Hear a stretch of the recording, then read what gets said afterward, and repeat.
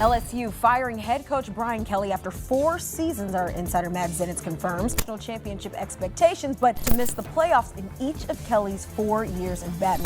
The decision comes after the Tigers got crushed at home by Texas A&M on Saturday. Saturday night in Baton Rouge was supposed to be different. Tiger Stadium, Death Valley, one of the most intimidating venues in college football, was packed with over 100,000 fans ready to watch their LSU Tigers take on Texas A&M. But by the time the fourth quarter rolled around, something wild was happening. The stands were emptying, the suites were clearing out, and the remaining LSU fans, they weren't cheering, they were chanting. They were chanting for Brian Kelly to be fired. Texas A&M beat LSU 49-25, and it wasn't even that close. The Aggies scored 35 unanswered points in the second half, completely embarrassing the Tigers in their own house. And as head coach Brian Kelly walked off the field and into the tunnel, insults rained down on him from the small group of fans who stayed just to let him have it. But here's where this story gets absolutely insane. Less than 24 hours later, Brian Kelly was fired. Not at the end of the season, not after a bowl game, but the very next day, and it's going to cost LSU more than $54 million. That's the second largest buyout in college football history, and we need to talk about how we got here because this isn't just about one bad loss. This is about unrealistic expectations, impatient boosters, and a college football system that's completely broken. But before we get to all of that, let me take you back to where all this started, because the Brian Kelly era at LSU was supposed to be different. It was supposed to be special. Guys, have you ever wondered how you're getting these phone calls from scammers? Or why your mailbox is flooded with spam? Well, there are companies called data brokers that sell your data. They do it without your consent, and they make billions selling it to marketers, scammers, and even stalkers. And while they're legally required to remove the information when you ask, they make this process very, very difficult on purpose. And that's why I recommend today's sponsor, Aura, to my family and friends. They take care of the hard part, automatically removing your info from these sites and keeping it off. But Aura is so much more. They're an all-in-one digital security. You may already have a digital security tool, but not having Aura is like locking the front door and leaving the back door wide open. With Aura, you get alerts if your personal info is found on the dark web, real-time fraud alerts for credit and banking, 24/7 monitoring to help keep your identity secure, a secure VPN, antivirus, password manager, and more. There's US-based support available around the clock in the event that something goes wrong. And if anything does happen, Aura includes $5 million in identity theft insurance protection, and they have US fraud experts ready to help 24/7. And guys, you have nothing to lose. Right now, when you click on the link in the description down below or go to aura.com/microphone, they'll give you a 14-day free trial. I mean, just click it just so you can see what's out there and at least get information about who's selling your data. That's aura.com/microphone to get a free 14-day trial. And thank you, Aura, for sponsoring today's video.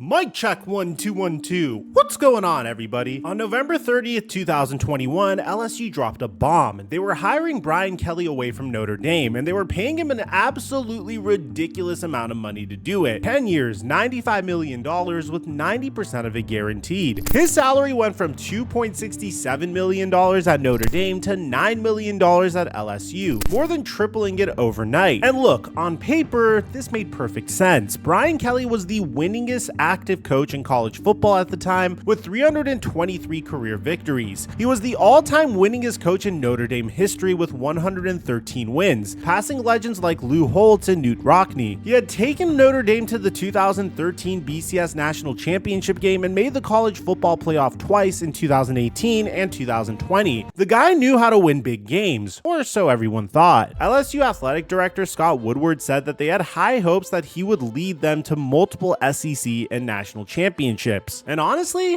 why wouldn't they? The 3 coaches before Kelly at LSU, Nick Saban, Les Miles, and Ed Orgeron, had all won national championships. That's the standard at LSU. That's the expectation. Not winning, not competing, championships, plural. But here's something that nobody really talked about at the time. Brian Kelly's record against ranked opponents at Notre Dame was 23-23, exactly 500. He was great at beating the teams he was supposed to beat. But when the lights got brightest and the stakes got highest, Kelly was just okay. And that pattern, it was about to follow him to Baton Rouge in a big way. But we'll get to that. First, let me tell you about the epic moments that made LSU fans think that this was going to work out. Kelly's first season at LSU in 2022 started rough. They lost the opener to Florida State when a potential game-tying kick got blocked. But then something special happened. The Tigers started rolling. 4 straight wins, then a 5-game winning streak, and during that stretch, they pulled off 2 massive upset victories that had LSU fans thinking that they'd found their guy. First, on October 22nd, 2022, they demolished number 7 ranked Ole Miss 45-20 at home. The game was tied 20-20 going into the fourth quarter, but LSU exploded for 21 unanswered points. Then came the big one. On November 5th, 2022, LSU versus number 6 ranked Alabama at Tiger Stadium. This game was everything. It went to overtime tied at 24. Alabama struck first in overtime, going up 31-24. Then LSU's quarterback Jaden Daniels, remember that name because it's going to be very important, scored on a 25-yard rushing touchdown on the first play of LSU's possession. Instead of kicking the extra point to force a second overtime, Kelly went for 2. Daniels connected with tight end Mason Taylor, and LSU won 32-31. The place went nuts. LSU had beaten Alabama. Brian Kelly beat Nick Saban in Death Valley. That win propelled them to the SEC championship game where they lost to Georgia 50-30. But still, in year 1, Brian Kelly had delivered a 10-4 record, an SEC West Division title, and a Citrus Bowl beatdown of Purdue where they put up 63 points. LSU fans were thinking, okay, this guy gets it. This is going to work. But in 2023, that's when things really got special. That's when LSU had the best offense in college football and produced one of the most electric players that the sport has ever seen. Jaden Daniels in 2023 was an absolute cheat code. The numbers he put up were video game stats. Are you ready for this? He led the entire nation in total offense with 412.2 yards per game. He threw for 3,812 yards and 40 touchdowns with just 4 interceptions. He rushed for 1,134 yards and 10 more touchdowns, 50 total touchdowns. His passer rating of 208 was the best in FBS history, and he became the first player ever to pass for 350 yards and rush for 200 yards in the same game when he absolutely destroyed Florida for 606 total yards. That's 606 yards in one game against an SEC opponent, and he wasn't doing it alone. He had 2 of the best receivers in the country. Malik Neighbors led the nation in receiving yards with 1,569, and Brian Thomas Jr. was tied for the national lead in touchdown receptions with 17. Those two combined for 157 catches, 2,746 receiving yards, and 31 touchdowns. They were the most productive receiving duo in all of college football. On December 9th, 2023, Jaden Daniels won the Heisman Trophy, becoming only the 3rd LSU player ever to win it, joining Joe Burrow and Billy Cannon. He beat out Washington's Michael Penix Jr., Oregon's Bo Nix, and Ohio State's Marvin Harrison Jr. in what was one of the closest Heisman Trophy races since 2018. LSU finished the season 10-3. They beat Wisconsin in the ReliaQuest poll and were ranked number 12 in the final AP poll. Brian Kelly had coached a Heisman Trophy winner. The offense ranked number 2 in LSU program history for points scored. Daniels, Neighbors, and Thomas all got drafted in the first round of the 2024 NFL Draft, with Daniels going number 2 overall to the Washington Commanders and Neighbors going number 6 to the New York Giants. Everything looked perfect. LSU was producing elite NFL talent. They had one of the greatest offenses in school history. They were competing for SEC titles. Brian Kelly looked like he was building something special. So what the hell happened? How do we get from that to a $54 million firing less than 2 years later?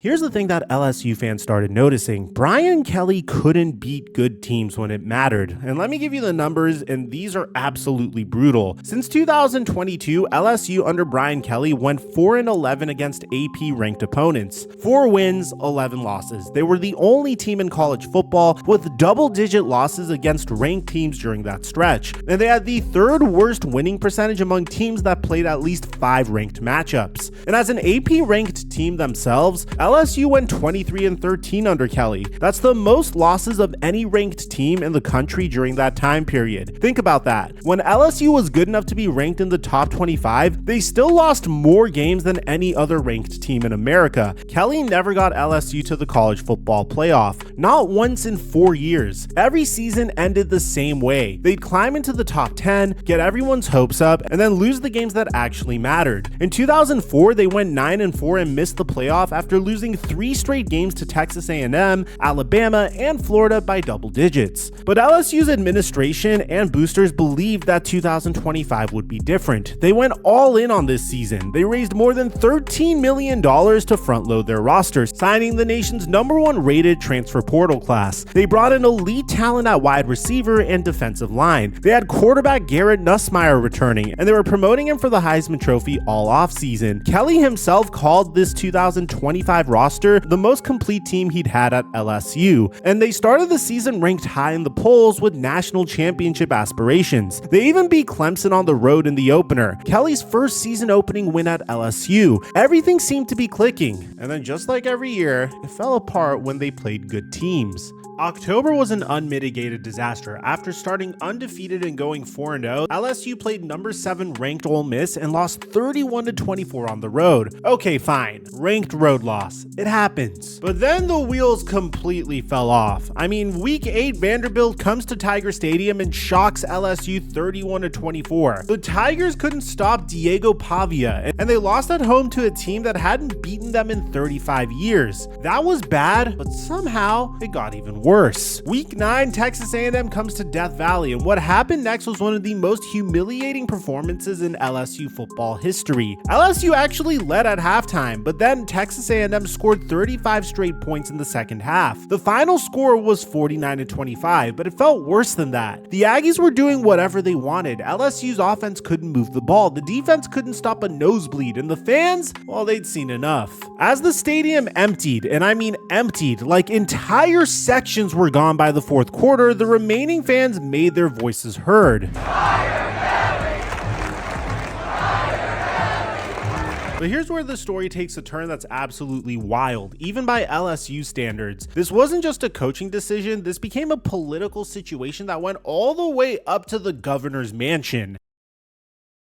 Sunday morning after the Texas A&M loss, Brian Kelly showed up to the office and left early in the afternoon. The bye week meant attendance was optional for some staff. Kelly probably thought he was safe. After all, LSU was 5-3. It's not great, but it's not fireable, right? Well, he was wrong. While Kelly was away from the facility, LSU's most powerful boosters, university board members, and political figures were having meetings. And I'm not talking about conference rooms at the athletic department. I'm talking about the Louisiana governor's mansion. Yes, the actual governor. Governor Jeff Landry, Louisiana's first-term Republican governor, tweeted after the Texas A&M game that LSU and its board of supervisors need to rethink their actions to raise ticket prices for next year after tonight's showing. This wasn't subtle. The governor was putting pressure on the university to make a change. And here's why the governor matters. Landry has appointed 6 of the 14 members of LSU's board of supervisors, and he's due to appoint 4 more next year. He has massive influence over the people who make these decisions. And according to reports, during that Sunday, high-level political figures and executives in those luxury suites were literally passing around what one source called the proverbial church basket and asking each other, how much would you commit to the buyout? One LSU power broker said, and I quote, "Apathy is second to this program. What happened Saturday night cannot happen." By early Sunday evening, sometime just before 7 p.m., after that meeting at the governor's mansion, decision makers pulled the plug on the Brian Kelly experiment. The 64-year-old coach was told his time at LSU was over. For the first time in his entire coaching career, Brian Kelly had been fired. Kelly met with the team Sunday evening and told them, "Love y'all, finish the season," and just like that, he was gone. Now here's where the money gets absolutely insane. Kelly's contract guaranteed him 90% of his remaining salary. He had 6 years left on that 10-year deal. Do the math, that's more than $54 million. LSU has to pay him $54 million to not coach their football team. That's the second second largest buyout in college football history, only behind Texas A&M paying Jimbo Fisher $77 million 2 years ago. And get this, it's the same athletic director, Scott Woodward, who gave both of those contracts. He gave Jimbo that massive deal at Texas A&M and then moved to LSU and gave Brian Kelly this massive deal, and both backfired spectacularly. The athletic director's future is now in question, because how do you survive two of the biggest coaching disasters in college football history? But here's what LSU is banking on. If Brian Kelly takes another coaching job, that salary would offset what LSU owes him. So they're actually hoping someone hires him to reduce their buyout. And here's something Kelly has said through his representatives. He wants to coach again. With his record and reputation, he'll probably find a job if he really wants one. But will he be as good as LSU? Which brings me to the biggest question of this entire situation. Is there even an upgrade available?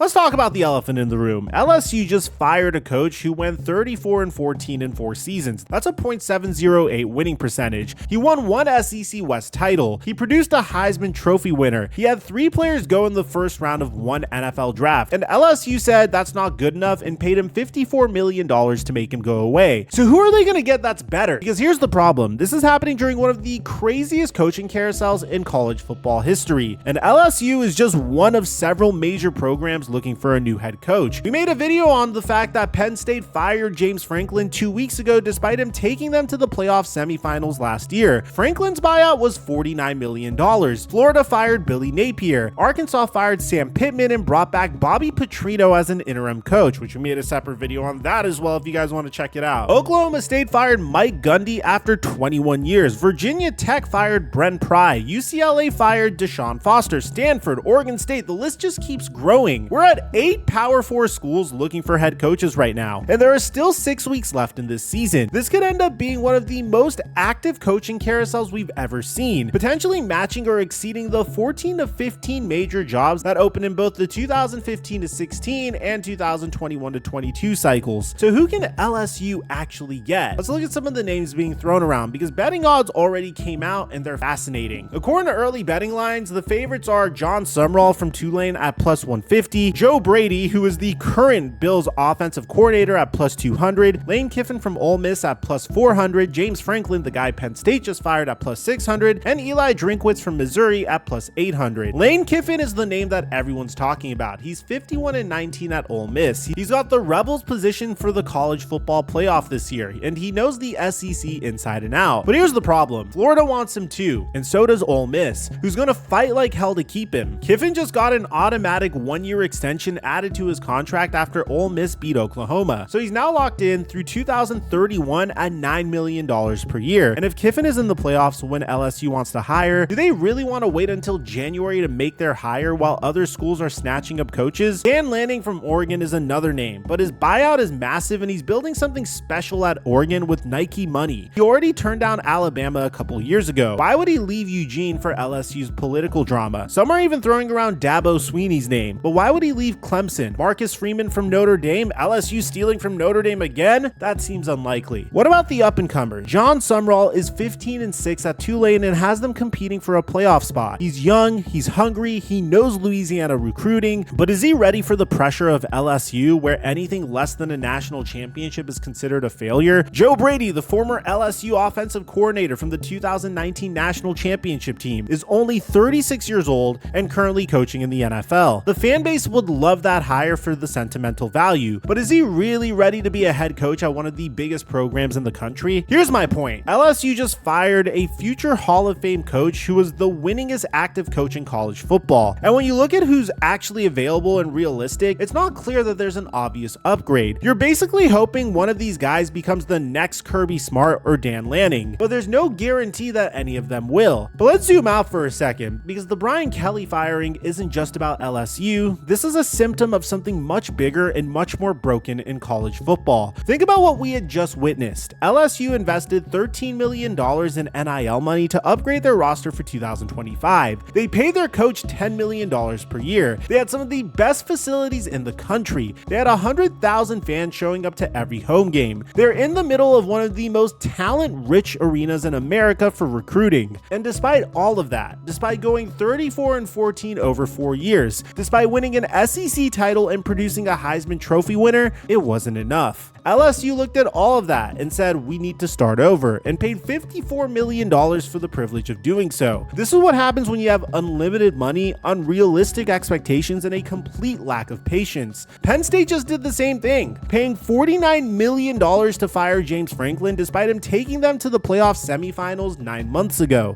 College football has become professional sports without any of the structure that makes professional sports functional. There's no salary cap, there's no draft, there's no parity. It's just rich schools throwing around unlimited money at problems and hoping that something sticks. And when it doesn't work immediately, they burn it all down and start over, no matter the cost. Scott Woodward, LSU's athletic director, said in his statement that I will not compromise in our pursuit of excellence, and we will not lower our standards. But what are those standards? Because winning 70% of your games isn't good enough. Producing Heisman Trophy winners isn't good enough. Winning in your division isn't good enough. Creating elite professional talent isn't good enough. The only thing that matters is national championships, and there can only be one of those per year. So 129 FBS programs are competing for one trophy, and if you don't get it, you're a failure. That's not a sustainable model. That's not a rational way to run a program. And the worst part is, this probably won't even work. History tells us that coaching changes like this backfire more than they succeed. For every Kirby Smart hire that works out, there are 5 Jimbo Fisher disasters. For every Dan Lanning success story, there are a dozen coaches who flame out within 3 years. Texas A&M paid $77 million to fire Jimbo Fisher 2 years ago. And you know what they did? They hired Mike Elko, and now they're 7-1 and ranked number 3 in the country. That's the dream scenario. But for every Texas A&M, there's a Tennessee that hired Jeremy Pruitt, or a Florida that fired a Jim McElwain, or a Nebraska that's been trying to recapture their glory for 25 years. College football is eating itself alive. The sport is so desperate to manufacture dynasties and crown new champions that it's creating a system where nobody has job security, where coaches are one bad month away from being fired, and where athletic departments are hemorrhaging tens of millions of dollars on buyouts instead of investing in facilities, staff, or student athletes. So what happens next? Well, LSU will begin their national search for a new head coach. Frank Wilson, the associate head coach and running backs coach, will serve as interim for the rest of 2025. They'll probably go after Lane Kiffin first, then maybe Dan Lanning, then work their way down the list until someone says yes. They'll probably end up paying someone $12 to $15 million a year because that's where the market is now. They'll probably give them a massive contract with a massive buyout because that's what you have to do to compete for top coaches. And then in 3 or 4 years, if that coach hasn't won a national championship, they'll probably fire him too and reset the record for the biggest buyout in college football history, because that's the game now. That's college football in 2025. Brian Kelly will probably land on his feet. He's too good of a coach with too impressive of a resume to not get another job if he wants one. Maybe he goes to another power conference school that's willing to give him a shorter leash and lower expectations. Maybe he takes a year off and comes back in 2026.